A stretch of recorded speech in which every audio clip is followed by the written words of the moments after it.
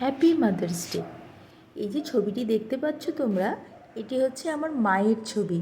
আমার মা যখন কলেজে পড়তো সেই কলেজ লাইফের একটি ছবি আমি এখানে তুলে ধরেছি। আজকের দিনে এই গানটি আমি সম্পূর্ণরূপে আমার মাকে ডেডিকেট করছি। গানটি হচ্ছে RRR মুভির গান এবং আমি এই গানটি আজকে আমার মাকেই সমর্পণ করছি। লাভ ইউ মা, খুব ভালোবাসি তোমাকে।